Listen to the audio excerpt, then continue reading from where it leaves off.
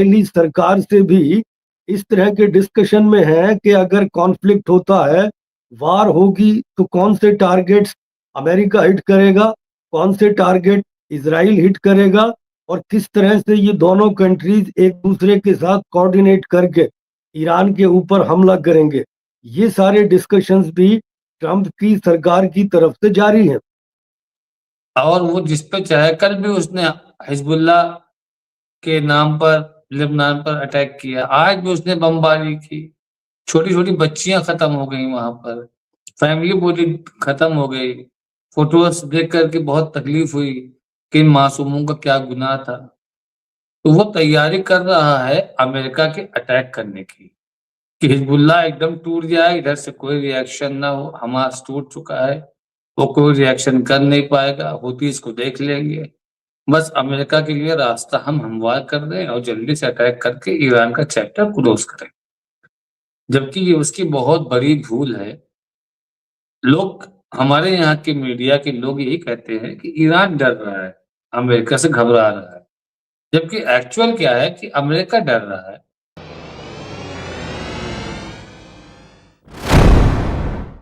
हमारे साथ मेहमान जुड़ गए हैं, मैं स्क्रीन पर ले लेता हूं। हमारे साथ जुड़ गए हैं मेजर जनरल जावेद इकबाल साहब, जो कि वॉर एक्सपर्ट हैं, मिलिट्री एक्सपर्ट हैं, और मिडिल ईस्ट पे बड़ी गहरी और इंटरनेशनल जो सूरत हाल है उस पर भी और सिर्फ नजर नहीं रखते बल्कि बड़ी खिदमत अंजाम दी है सर्विस में रहते हुए। अब वो रिटायर्ड जाहिर बात है, लेकिन इसके बावजूद उनकी नजर फौजी की तरह अब भी रहती है और हिंदुस्तान के हक में रहती है। जाहिर सी बात है कि ये तो फर्ज शनासी जो है ऐसा थोड़ी कि रिटायरमेंट के बाद खत्म हो जाती है। हम सब उनके साथ हैं, मुल्क के साथ हैं, मुल्क की जो खारजा पॉलिसी है उनके साथ हैं।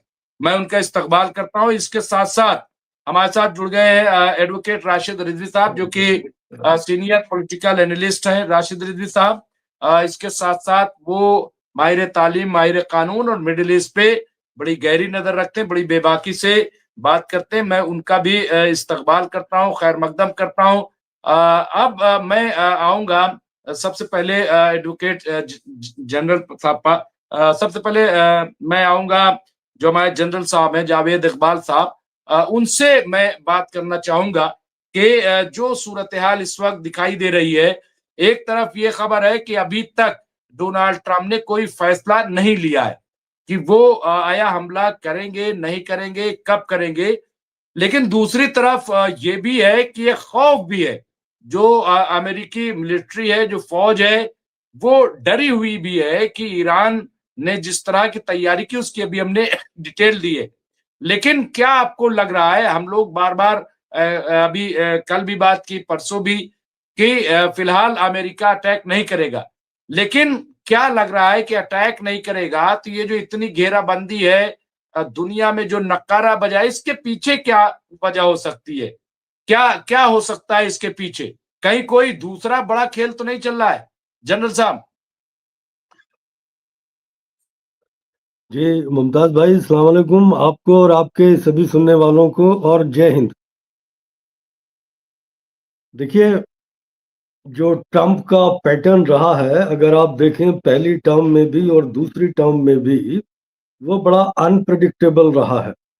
और उनके इस पैटर्न से जहां उनके दुश्मन, उनको नहीं पता लग पाता कि क्या ये अगले पल में करेंगे, जो उनके दोस्त हैं वो उससे ज्यादा परेशान रहते हैं, क्योंकि उन्हें भी नहीं पता कि ट्रंप नेक्स्ट स्टेज पे क्या कर लें।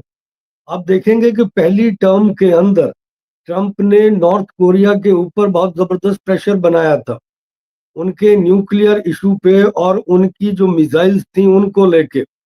लेकिन वही ट्रंप बाद में फिर नॉर्थ कोरिया के प्रेसिडेंट से मिल भी आए, और वो जितना भी उन्होंने प्रेशर बनाया था वो फिर बातचीत करके उन्होंने सारा खत्म कर दिया। अब अगर हम ईरान की बात करते हैं तो उन्होंने जो जाहिरा अपने ऑब्जेक्टिव रखे हैं, देखिए, जो भी फोर्सेस हैं, जो भी प्रेसिडेंट हैं, कुछ तो उनके डिक्लेयर्ड ऑब्जेक्टिव्स होते हैं।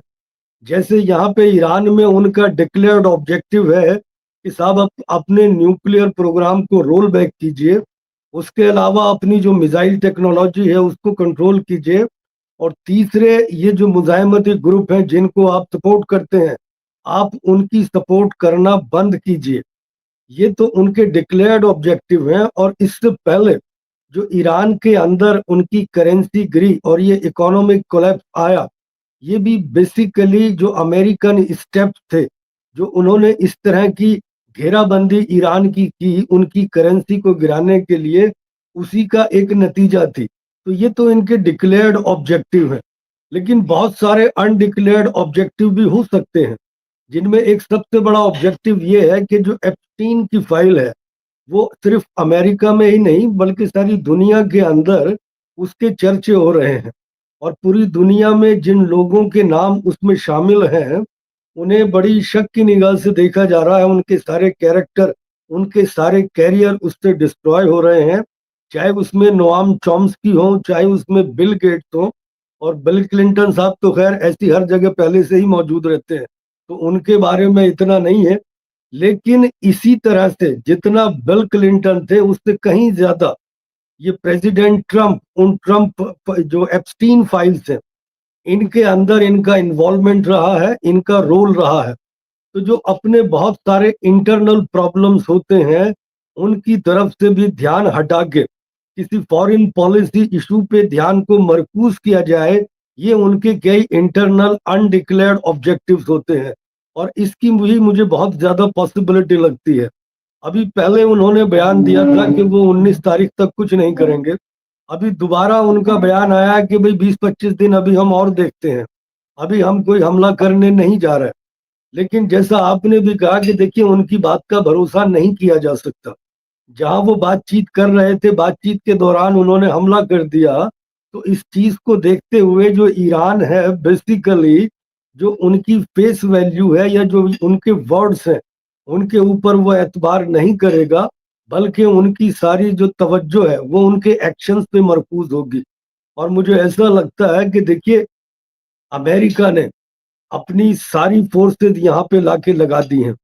इसके साथ साथ वो इजरायली सरकार से भी इस तरह के डिस्कशन में है कि अगर कॉन्फ्लिक्ट होता है, वार होगी, तो कौन से टारगेट्स अमेरिका हिट करेगा, कौन से टारगेट इजराइल हिट करेगा, और किस तरह से ये दोनों कंट्रीज एक दूसरे के साथ कोऑर्डिनेट करके ईरान के ऊपर हमला करेंगे। ये सारे डिस्कशंस भी ट्रंप की सरकार की तरफ से जारी हैं। लेकिन इन सब के बावजूद बात घूम फिर के यही आ जाती है कि जैसे हम पिछली बार भी डिस्कस कर रहे थे कि जो दोनों फोर्सेस हैं, उनकी पॉलिटिकल और मिलिट्री लीडरशिप, उनका मॉरल फाइबर और उनके कैरेक्टर ट्रेट्स किस तरह के हैं। क्या वो, जैसे इमाम, अभी हम खamenei साहब की तरफ देखते हैं, उन्हें बड़े अरसे से हम देखते आ रहे हैं, और वो ईरान के रिवॉल्यूशन के साथी हैं, इमाम खुमैनी के भी साथी रहे हैं, और उनकी बड़ी अजीम कुर्बानियां हैं। और पिछले 47 साल से इमाम खुमैनी के इंतकाल के बाद से वही है जो अपने देश को जितने भी चैलेंजेस आए अमेरिका की तरफ से या बाकी दुनिया की तरफ से, वही उसको स्टीयर करते आए हैं। अब इस आखिरी मकाम में क्या वो अमेरिका के सामने घुटने टेक देंगे?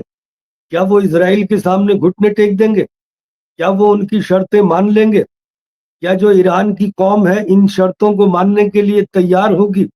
मुझे इसकी पॉसिबिलिटी बिल्कुल नजर नहीं आती। मैं उनका बयान सुन रहा था, तो खamenei साहब ने कहा था कि हम इमाम हुसैन के मानने वाले हैं, हमारे अंदर शहादत का वही जज्बा है जो इमाम हुसैन ने करबला के मैदान में अपने सारे खानदान के साथ दिखाया था। तो उनकी इन बातों पे मुझे कोई शक नहीं है। वो जो बात कह रहे हैं, अगर जंग होती है तो वो उसी जज्बे के साथ लड़ेंगे। और मुझे ये भी उम्मीद है कि ईरानी कौम भी उसी जज्बे के साथ लड़ेगी जिस तरह से इमाम हुसैन ने करबला में सामना किया था। मुझे इसमें कोई शक नहीं है। लेकिन अब हम देखते हैं कि क्या अमेरिका जंग करेगा। मुझे इसमें अभी भी डाउट है। मैंने अपने पिछले डिस्कशन में भी आपसे बोला था कि मुझे इस बात की अभी भी यकीन नहीं है कि वो जंग करेंगे, क्योंकि जब हम मिलिट्री एंगल से एनालाइज करते हैं चीज़ों को, तो मुझे इसकी पॉसिबिलिटी बिल्कुल नज़र नहीं आती कि जो उन्होंने हदफ अपने लिए तय किए हैं, वो इन हदफ को इस फोर्स के जरिए ईरान के ऊपर मुसल्लत करके हासिल कर सकते हैं। मुझे इसकी पॉसिबिलिटी अभी भी कम लगती है, लेकिन जैसा कि आपने कहा कि ट्रंप जो है बड़े अनप्रडिक्टेबल आदमी हैं, उनकी क्या इंटरनल मजबूरी, क्या उनकी पोजीशन उन्हें जंग में जाने में धकेल सकती है, वो बहुत सारे अलग से फैक्टर्स होते हैं। तो फिलहाल यहाँ की ये सिचुएशन है। और दूसरी आपने बात कही कि जो अमेरिका के एम्बेसडर हैं वो इसराइल के अंदर, वो ट्रंप साहब ने ऐसे माइक हकाबी जो एम्बेसडर अपॉइंट किए हैं, वो सबसे ज्यादा हार्ड लाइनर क्रिश्चियन ज़ायनिस्ट हैं, उन्हें वहां पे अपॉइंट किया गया है। और मैं उनका एक इंटरव्यू देख रहा था जो कार्ल टकरसन उनका इंटरव्यू ले रहे थे। कार्ल टकरसन ने बाइबल कोट करते हुए बोला, वो ये कहते हैं कि इसके हिसाब से तो यूफ्रेट्स रिवर से लेके और नाइल रिवर तक गॉड ये कह रहा है कि अब्राहम और उसके डिसेंडेंट को ये सारी जमीन दी, तो क्या आप इजराइल का इन सारे इलाकों पे कब्जा करवाना चाहते हैं? तो इसके बारे में उसने फिर अपने आप को उस क्वेश्चन को डक करने की कोशिश की और उसने ये कहा कि हाँ, ज्यादातर जहां भी हो जाए ग्रेटर इजराइल वो तो गॉड ने उसको दे ही दिया। लेकिन आप देखिए, समझने की बात यह है कि अगर वो ये कह रहे हैं कि अब्राहम की औलादों को गॉड ने ये दिया, तो अब्राहम की तो दो औलादें थी, एक हजरत इसाक थे लेकिन उनसे बड़े हजरत इस्माइल थे, और ये जो अरब्स आते हैं ये हजरत इस्माइल की औलादें हैं। तो क्या इब्राहिम की औलादों में ये अरब्स नहीं आते, या सिर्फ इसाक की औलादों में आते हैं वो अरब? तो यहाँ जो अरब मुसलमान रह रहे हैं वो भी तो अब्राहम की औलादें हैं, और अब्राहम की औलादें यहाँ पे आबाद हैं। गॉड ने ये तो नहीं कहा था कि सिर्फ इसाक के बसेंगे और हजरत इस्माइल के नहीं बसेंगे। बहरहाल ये उनके एक हार्डलाइनर क्रिश्चियन ज़ायनिस्ट हैं, इनको यहाँ पे इजराइल में भेजा है, और ये अमेरिका से ज्यादा इजराइल के हितों का ख्याल रखते हैं और उन्हीं को सपोर्ट करते हैं। मगर इसके बावजूद, जैसा कि मैं पहले भी अपने तजदिया पेश करता रहा हूँ, कि अमेरिका और इजराइल बोथ अभी रिसीडिंग फोर्सेस हैं। अब इन 2 साल की जंग के बाद इनकी जो मिलिट्री कुव्वत है वो इस ना ही सिर्फ इस इलाके में बल्कि सारी दुनिया के सामने एक्सपोज हो चुकी है। अब उनके अंदर वो कुव्वत बाकी नहीं रही कि वो किसी भी मिलिट्री कॉन्फ्लिक्ट का आउटकम शेप कर सके। ये काम ना वो इराक में कर पाए, ना वो अफगानिस्तान में कर पाए, और मुझे पूरी उम्मीद है इंशाल्लाह ईरान में भी वो ये काम नहीं कर पाएंगे। जी मुमताज भाई। बिल्कुल, और ये बहुत खूबसूरत और बहुत अच्छा तज्जिया कई हवालों से किया है मेजर जनरल जावेद इकबाल साहब ने। मैं उनका शुक्रिया अदा करता हूँ। और कुछ बड़ी खबरें आई हैं, लेकिन उससे पहले मैं इस्तकबाल कर लेता हूँ हमारे chairperson of MMC news India, जो चेयर करते हैं रोज, फिरोज बख्त अहमद साहब। तो मैं उनका इस्तकबाल करता हूँ। और वो सीनियर पॉलिटिकल एनालिस्ट हैं, कॉलम निगार हैं और सीनियर जर्नलिस्ट भी हैं। मौलाना आजाद उर्दू यूनिवर्सिटी के आप चांसलर रहे हैं और मिडिल ईस्ट पे बड़ी अच्छी नजर रखते हैं। बहुत ही मुतवाजन गुफ्तगू करते हैं। मैं उनका इस्तकबाल करता हूँ। लेकिन बड़ी खबर यहाँ पे आ रही, मैं राशिद रिजवी साहब के पास जाऊं, लेकिन उससे पहले यहाँ पे देखिए, ईरानी मिसाइलों से डर कर अब अरब देशों के बेस से अपने सैनिक शिफ्ट कर रहा है दूसरे मकामात पर, ये नसीरुद्दीन साहब ने लिखा है। और उसके अलावा एक खबर और आ रही है जो बहुत इंपॉर्टेंट है। अमेरिकी दबाव में पीछे हटा क्यूबा, वेनेजुला छोड़ रहे हैं सुरक्षा कर्मी और सलाहकार। ये आप देखिए, ये अपने आप में एक बड़ी अहम खबर के तौर पे इसे लिया जाना चाहिए। उस पर भी हम बात करेंगे कि ये आप देखिए, ये बहुत ही इंपॉर्टेंट है, बहुत ही अहम है। इसके अलावा कुछ और खबरें यहाँ पे जो दिया है मोहम्मद रईस साहब ने दिया। खबरों के मुताबिक चीन के विदेश मंत्री ने कहा कि इजराइल राज को ध्वस्त कर देना चाहिए, तबाह कर देना चाहिए, इससे पहले कि इजराइल की धूर्ततापूर्ण शैतानी हरकतें तीसरे विश्व युद्ध को जन्म दें। ये आप देखिए, ये बहुत बड़ी, राशिद रिजवी साहब इसको ज़हन में रखिएगा, बहुत इंपॉर्टेंट अगर ये बयान है तो मैं समझता हूं बहुत ही इंपॉर्टेंट बयान ये साबित होगा। और ये बात लोग करते रहे, ऐसा नहीं है कि पहली बार लोग सोचते रहे, लोग डरे हुए हैं कि कहीं तीसरी आलमी जंग शुरू ना हो जाए, और कोई तैयार नहीं है। मिडिल ईस्ट नहीं, पूरी दुनिया इस बात के लिए तैयार नहीं है कि फिलहाल कोई जंग हो। इसके अलावा यहाँ पे आप देखिए, हसन रिजवी ने लिखा है कि ये बात सही है कि अमेरिकी सफीर ने कहा कि इजराइल पूरे मिडिल ईस्ट को हथियाना चाहता है। इसके अलावा यहाँ पे एक और बहुत इंपॉर्टेंट, अमेरिका ने कतर और बहरीन बेस को खाली करना शुरू कर दिया है, तो ये भी आप देखिए। लेकिन उसके अलावा यहाँ पे आप देखिए, यहाँ पे ट्रंप को जोर का झटका दिया पुतिन ने। क्यूबा की आड़ लेकर ईरान के मसले पर पुतिन ने खबरदार किया है कि हमारे अलायंस जो हरकत कर रहा है, बाज आ जाओ।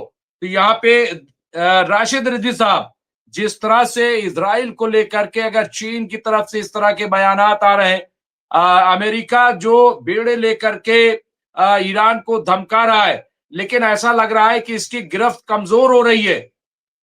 राशिद रिजवी साहब।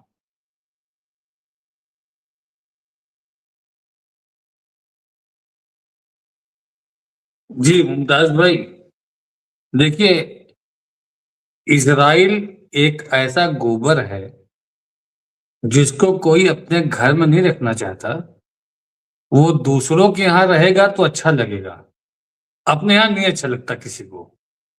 तो वही हाल है कि इजराइल को कोई पसंद नहीं करता है। अगर जर्मनी से कहा जाए कि सारे यहूदियों को अपने यहाँ रखना चाहोगे, तो पहले इनकार कर देगा वो। आप ब्रिटेन से कहोगे तो भी इनकार कर देंगे, फ्रांस से कहोगे वो भी इनकार कर देंगे। यहाँ तक कि इटली भी हमको नहीं लगता है कि वो भी अपने यहाँ उनको कंप्लीटली पनाह दे सके, क्योंकि इनकी फितरत ही शैतानी है और इनका इतिहास बहुत पुराना है। हम आपके इस प्लेटफॉर्म पर पहले बता चुके हैं, ये पहले पूरे यूरोप में थे, अलग अलग कंट्रीज में। इनकी हरकतें ये होती थी कि ये दूसरों के मकान को कब्जा कर लेते थे।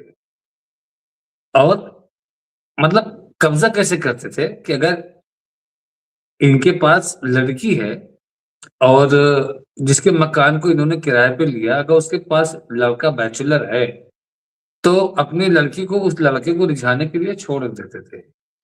ये बात आज की नहीं है, ये 100-150 साल पहले पुरानी है, कि माँ की बात नहीं कर रहे हैं इसको।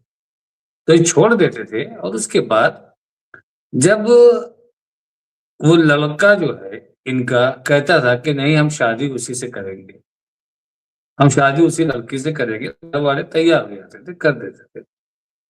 और शादी होने की कुछ दिन के बाद ही ऐसा होने लगता था कि लड़के के माँ बाप घर से बाहर हो जाते थे और ये अपनी लड़की के सहारे पूरे घर पे काबिज रहते थे।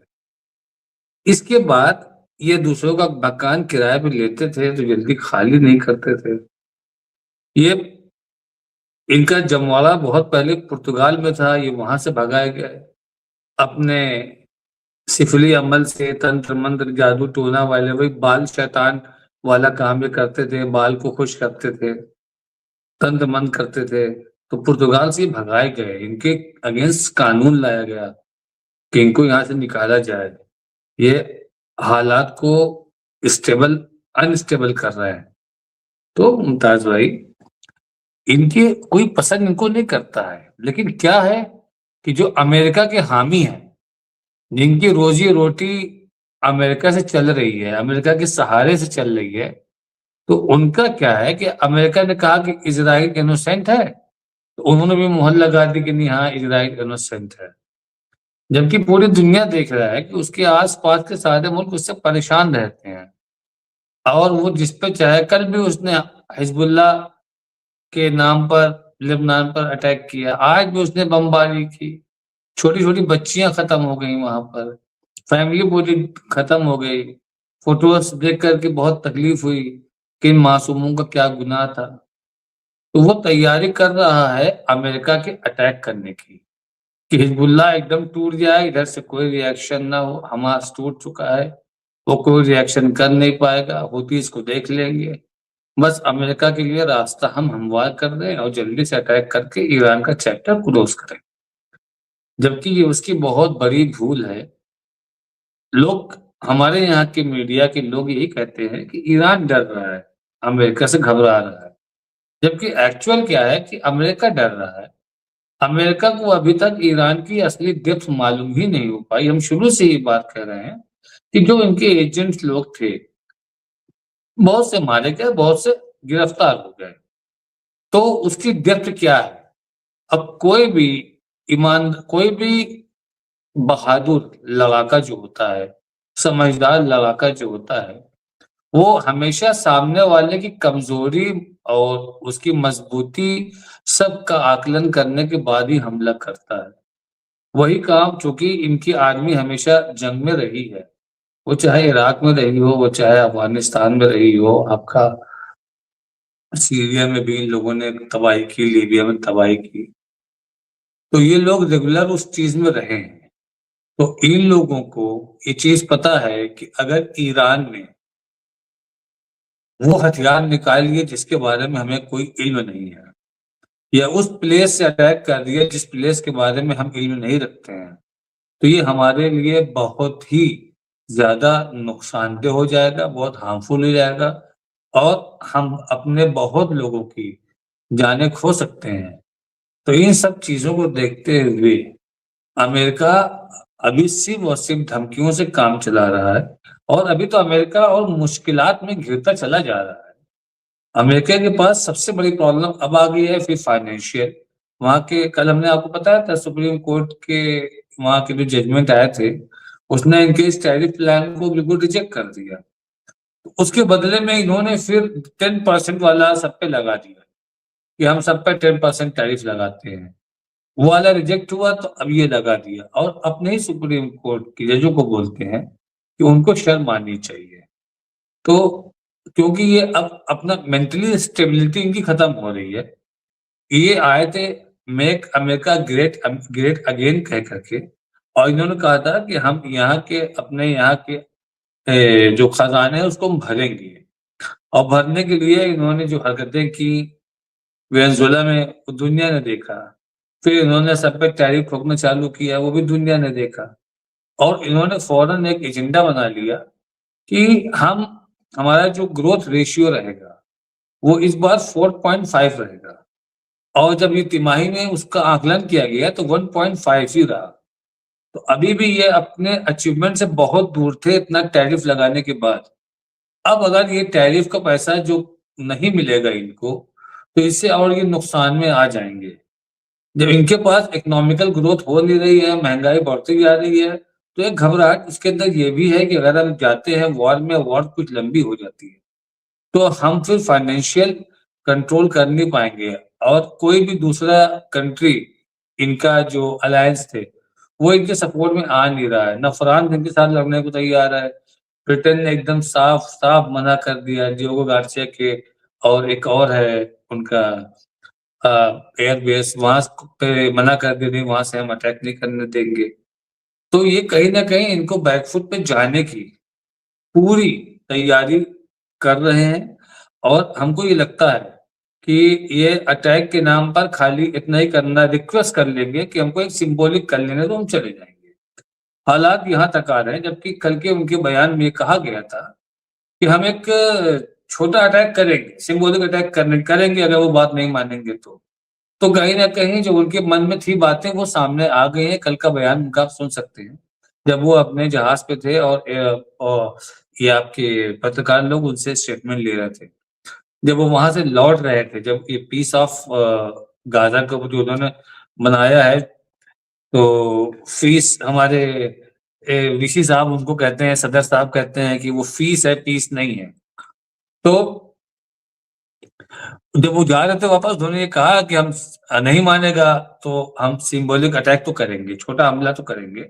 उन्होंने, अमेरिका ने खुद ने बड़े हमले की बात नहीं कही है। तो मुमताज भाई, ये तो छोटे हमले की बात पे आ गए हैं, लेकिन ईरान अपने बातों पर अभी भी अड़ा हुआ है कि अगर कोई भी हमला होता है तो ये फुल फ्लैश वार मानी जाएगी। हम कोई सिंबॉलिक अटैक को सिंबॉलिक अटैक की तरह नहीं लेंगे, और अमेरिका के साथ किसी भी तरीके के समझौते से ईरान पीछे इसलिए हट रहा है, कोई समझौता इसलिए नहीं करना चाहता है कि अमेरिका से समझौता करने का मतलब है इजराइल से समझौता करना। अमेरिका जानता है कि इजराइल के ऊपर उसका अपर हैंड है, तो ईरान जानता है कि इजराइल के ऊपर उसका अपर हैंड है, और हम उसको कोई भी चांस नहीं लेने देंगे कि जिससे वो फिर हमारे तरफ पहले की तरह अटैक करता रहा। अब आप देखिए जून से पहले उसने कितने अटैक किए, वो चाहे बगदाद में सुलेमानी के ऊपर अटैक हुआ हो, चाहे दमिश्क में इनके एम्बेसी पर अटैक हुआ हो, चाहे इनके प्लांट पर बीच बीच में वो ड्रोन अटैक कर देता था, लेकिन जून के बाद से उसने एक भी अटैक नहीं हुआ। और एक उनके यहाँ गैस जो बताया जाता है कि गैस पट्टी उससे ब्लास्ट हुआ, ऐसा 2 जगह पे हुआ, तो उसके ऊपर फौरन उसका स्टेटमेंट आया, नहीं इसमें मेरा कोई रोल नहीं है। तो वो अपना अपर हैंड लेकर के ईरान चलना चाह रहा है, और खामनाई चाह रहे हैं कि एक बार वॉर हो जाए और दुनिया देख ले। जिस तरीके से उन्होंने इजराइल को सरप्राइज किया था जून के महीने में, उसी तरीके से वो सरप्राइज करना चाहते हैं अमेरिका को भी। इसीलिए इन्होंने अपने पूरे पत्ते नहीं खोले हैं। क्यों दास भाई?